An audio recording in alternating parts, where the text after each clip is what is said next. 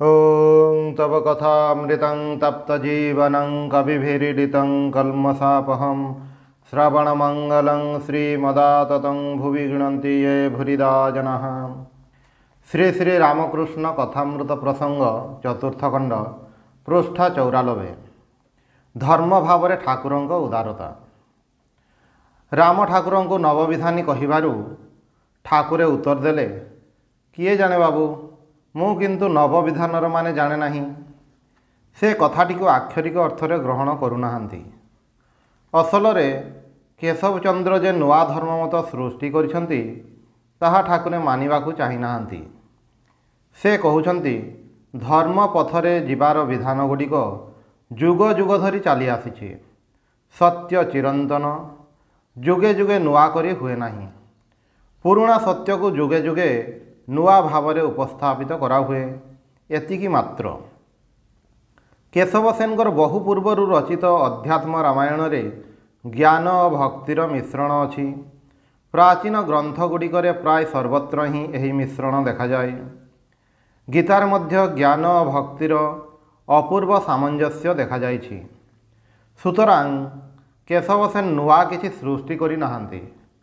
तांकर शिष्य माने जदि ए कथा कहंती ताहेले भाविबाकू हेब सेमाने धर्म जगतर सामग्रिक रूप संबंधरे संपूर्ण अवहित नुहंती। एही प्रसंगरे ठाकुरंकर उदार दृष्टिभंगीर गोटिए कथा उल्लेख करा जाए। से कहिछंती, ए बुद्धि नाही जे जहाँको कृष्ण कहूछ ताहांको ही शिव, ताहांको ही आद्याशक्ति कहा जाए। ठाकुरंक पूर्वरु एहीपरि विभिन्न धर्मर एकत्र समावेश कौनसी ठारे देखा जाए नहीं। जदिओ कबीरंकर दोहा अथवा नानंकर धर्ममत भितरे हिंदू और मुसलमान धर्ममतर किछि सामंजस्यर कथा आमे माने पाऊ, किंतु ताहा मध्य गोटिए गंडी भितरे सीमित। हुए तो सीमार बाहर दृष्टि देवार जेतेबेले प्रयोजन होई नाही। काहेकि ना ख्रीष्ट धर्मर प्रभाव सेतेबेले आम मानंको उपरे पड़ी नाही। सेथिपाई धर्मर व्यापकता आसी नाही। ठाकुरंक दृष्टि रे ज्ञात एवं अज्ञात जेते धर्ममत प्रचलित अछि एवं हेब सबु गुड़िकर उच्च स्थान रही। जे निष्ठावान ब्राह्मण वंशरे जन्मिछंती, जहाँकर शिक्षा दीक्षा अत्यंत सीमित, सेही ठाकुरे किपरि एते अपरिसीम उदार दृष्टि संपन्न हेले, ए कथा भाविले सतरे अबाक हेबाकू पड़े। से विभिन्न धर्ममत को निज जीवन में अनुभव करिछंती, प्रत्यक्ष करिछंती, तापरे ही कहिछंती जे सेही परब्रह्म विभिन्न रूपरे विभिन्न नामरे प्रकाश पाउछंती।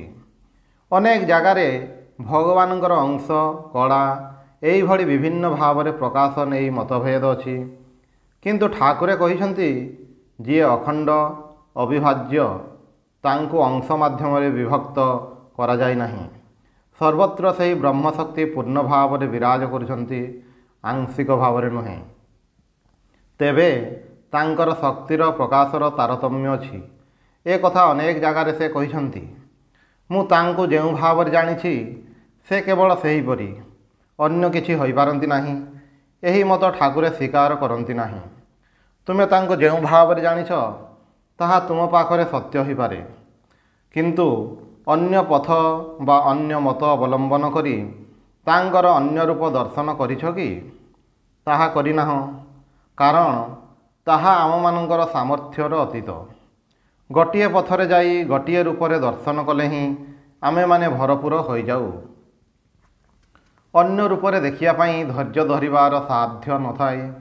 से विभिन्न रूपरे प्रकाशित हो पारंती, तांकर रूपर इति करा जाय नाही। से 10 हाथ सहस्र हाथ हो पारंती, किंतु आम मानक सीमित दृष्टि तांको धारणा करिपारे नाही।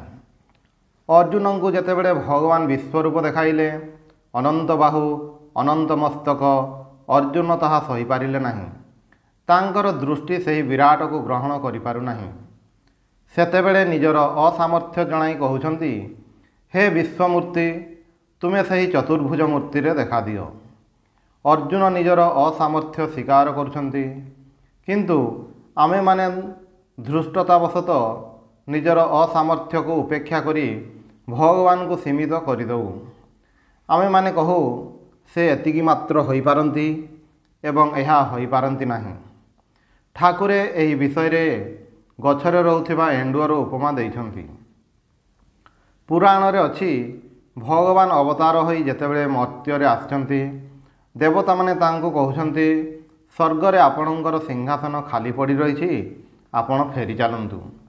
एही कल्पना शिशु सुलभ। ठाकुरे कहउछंती जे सर्वव्यापी से किपरि सिंहासन छड़ा होई पारंती। सुतरां से सर्वत्र एवं सर्वरूपरे विराजमान। गोटिए उपमा देउछंती गोटिए पड़िया पाचेरी द्वारा घेरा होई रहिछि। पाचेरी रे गोटिए छोट छिद्र अछि। ता भितर देई अल्प पड़िया देखागला। छिद्रटा बड़ कले पड़ियार आहुरी बेसी अंश देखागला। एहीपरि आममानଙ୍କର संकीर्ण दृष्टि जोगु परिपूर्ण रूपरे सर्वत्र भगवान को देखिबाकू पाउनाहु। एही दृष्टिर आवरण कारणरू जणे गोटिए भावरे देखे अन्य जणे अन्य भावरे देखे। ठाकुरंकर वैशिष्ट्य होउछि से सर्वरूपरे मां को देखिछंती पुणी अरूप भावरे मध्य तांको दर्शन करिछंती। तांकर विशाल दृष्टि थिला सेथिपाई विराट को अनुभव करिछंती। किंतु एते बड़ ब्रह्मज्ञ तथापुरी से शक्तिर खेल भगवानकर साकार रूप को कल्पना मध्य करि पारु नाहंती। उपनिषद ब्रह्मर स्वरूप कहिबाकू जाई कहिछंती से अरूप निर्गुण पुणी सेथिरे ही कहा जाइछि सर्वरूपः सर्वकामः सर्वरसः सर्वगंधः अर्थात से ही सबु किछि। आपात विरोधी गुणगुड़िक एकमात्र भगवान ठारे ही संभव। ठाकुरे कहउछंती से अवश्य साकार पुणी निराकार मध्य पुणी ଏହା ପରେ ମଧ୍ୟ ଅଛି। स्वामीजी गोटे जगार कहउछंती ठाकुरे जेपरि जोर दे कामिनी कांचन त्यागर कथा कहिछंती भगवानकर इति कर नाही। एही कथाटी उपरे मध्य सेहीपरि जोर देइछंती। ठाकुरंकर एही उदार दृष्टि थिबारु जेउठारे जेतिकी भल देखिछंती ताहार मर्यादा देइछंती। आमे माने जदि तांकर भावटी मने मने धारणा करि पारु तेबे परस्पर प्रति विद्वेष रहिब नाही। भगवानकर स्वरूप न जानी मध्य केही जदि कौनसी उद्भट उपाय रे आंतरिक भाव रे भगवान को डाके तेबे ठाकुरे कहउछंती सेथिरे मध्य दोष नाही। प्रयोजन हेले से निजे ही ताहार भूल संशोधन करिदेबे तांको कृपा करिवे। सुतरां काहा प्रति मध्य कटाक्ष करिब नाही। केवल एतिकी देखिबाकू हेबो आंतरिकता अछि कि नाही, वैराग्य अछि कि नाही। ठाकुरे एहा सबु समय कहउछंती वैराग्य दरकार आंतरिकता दरकार ताहेले ही भगवानकर स्वरूप प्रकटित हेबो। बापा माँ और गुरु एमानंक प्रति भक्ति संबंध रे ठाकुरे कहउछंती बापा माँ भल हुअंतु बा मंद हुअंतु सेमानंक प्रति समान भक्ति रहिबा उचित। गिरीन्द्रंक प्रश्नर उत्तर रे ठाकुरे कहउछंती बापा माँ जदि कौनसी गुरुतर अपराध करती ताहेले भी सेमानंकु त्याग करा जाय नाही। यद्यपि मोर गुरु सुंडीगर जाए तथापि मोर गुरु नित्यानंद राय। कथाटी बुझिबा खूब कठिन। जदि कहार अगाध विश्वास थाए ताहेले से जे कौनसी व्यक्तिरूपक आभार माध्यम रे भगवान को कृपा पाइबारे। आमे माने एकलव्यर कहानी जानू। द्रोणाचार्यंकर माटीर मूर्ति तैयारी करी साधना द्वारा तांको ही चेतन करी तोड़ीथिला। फलरे एही प्रकार असाधारण क्षेत्र रे गुरुंकर आधार विचार करिबा दरकार हुए नाही। किंतु एठारे प्रश्न उठे आमे माने गुरुंग संबंध रे कौन विचार करिबु नाही। ए संबंध रे ठाकुरे तांकर शिष्य मानकु निर्देश दैछंती मु जहा कहिबी ताहा देखि सुनी विचार करी ग्रहण करिवो। स्वामी जगानंद को कहिछंती साधु को दिन रे देखिबो राति रे देखिबो तेबे तांको विश्वास करिवो। पुणी एहा मध्य सत्य जे आधार जेपरि भी हेउना हेउ निजर विश्वास ही बड़ कथा। सेथिपाई गुरु विचार रे भूल हेले मध्य दृढ़ विश्वास फल रे ताहार क्षति हुए नाही। से चैतन्यर प्रकाश को अनुभव करिपारे। ठाकुरे कहिछंती गुरु सही एक सच्चिदानंद से आम मानक अंतर रे अछंती। तेबे आमे माने सेठारे तांकर संधान पाउ नथिबारु ବାହାରର କୌଣସି ବ୍ୟକ୍ତିଙ୍କୁ ଉପଲକ୍ଷ କରି ତାଙ୍କର ଚିନ୍ତା କରୁ। ଗୁରୁ ଅନାଦି ଅନନ୍ତ, ଗୁରୁ ରୂପୀ ଦେହଟି ତାଙ୍କର ପ୍ରତିମା। ଆମେମାନେ ପ୍ରତିମାରେ ମା ଦୁର୍ଗାଙ୍କର ପୂଜା କରୁ। ପ୍ରତିମାଟି ନଡ଼ା ଓ ମାଟି ଦ୍ୱାରା ତିଆରି। ଆମେମାନେ ସେହି ନଡ଼ା ଓ ମାଟିକୁ ପୂଜା କରୁନା, ତାହା ମାଧ୍ୟମରେ ଚିନ୍ମୟୀ ମାଙ୍କୁ ପୂଜା କରୁ। ପ୍ରତିମା ବିସର୍ଜନ ମାନେ ମାଙ୍କୁ ବିସର୍ଜନ ଦେବା ନୁହେଁ, ଅନ୍ତରରେ ଗ୍ରହଣ କରିବା। ଗୁରୁଙ୍କର ମଧ୍ୟ ମୃତ୍ୟୁ ନାହିଁ, ସେ ଚିରଦିନ ଅନ୍ତରରେ ଗୁରୁ ରୂପରେ ବିରାଜ କରନ୍ତି। ତେବେ କୁତ୍ସିତ ପ୍ରତିମାରେ ସାଧକଙ୍କର ମନ ଯାଏ ନାହିଁ, ଫଳରେ ମାଙ୍କର ପୂଜା ମଧ୍ୟ ଠିକ୍ ହୁଏ ନାହିଁ। ସେହିପରି ଯେଉଁ ଗୁରୁଙ୍କ ନିକଟରୁ ନିର୍ଦ୍ଦେଶ ଗ୍ରହଣ କରିବାକୁ ହେବ, ତାଙ୍କୁ ମଧ୍ୟ ଶୁଦ୍ଧ ହେବାକୁ ପଡ଼ିବ। ନହେଲେ ସେ ଶୁଦ୍ଧ ପଥରେ ଚାଳିତ କିପରି କରିବେ? ସେଥିପାଇଁ ଗୁରୁଙ୍କ ବିଷୟରେ ବିଚାର କରିନେବାକୁ ହୁଏ। ମନ ଶୁଦ୍ଧ ହେଲେ ସେତେବେଳେ ଆଉ ଏସବୁର ପ୍ରୟୋଜନ ହୁଏ ନାହିଁ।